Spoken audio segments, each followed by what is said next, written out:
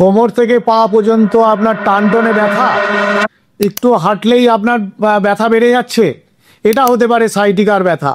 হোমিওপ্যাথিতে আছে এর একদম 100% সমাধান।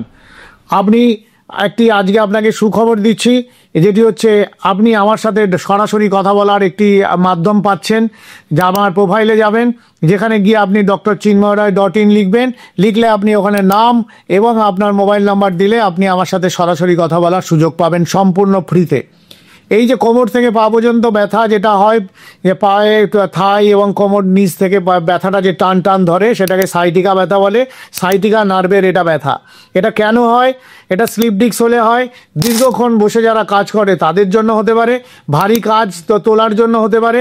কখনো বা ভারী কাজ তুলতে গেলে আর কোমরে চোট লাগা বা ফিক লাগা, তার জন্য হতে পারে।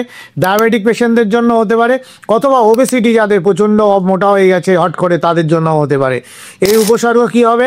কোমর থেকে পায়ের দিকে টান ধরবে, কখনো বাঁ পায়ে কখনো ডান পায়ে, পা অবশ হয়ে যাবে, কখনো ঝিনঝিন করবে, থাই থেকে পায়ে পর্যন্ত ব্যথা এত তীব্র হবে যে দাঁড়াতেই কষ্ট হবে। এই সাইটিকা ব্যথা কিন্তু অসহ্য, এটা আপনাকে প্রচণ্ড কষ্ট দেয়। তাই সাইটিকা ব্যথার আমি কতগুলো ওষুধ বলবো, যেগুলো আপনাকে 100% সমাধান দেবে। হোমিওপ্যাথি ওষুধ, যদি বাঁ দিকে পায়ে টান ধরে তাহলে কোলোসিনস খাবেন 200, আর যদি ডান দিকে পায়ে ব্যথা হয় তাহলে ন্যাফেলিয়াম 200 খাবেন। ম্যাকফাস, যাদের পা ঝিনঝিন করবে এবং ডান পায়ে ব্যথা হবে, গরম সেক দিলে আরাম হবে, তাদের ম্যাকফাস 200 খাবেন।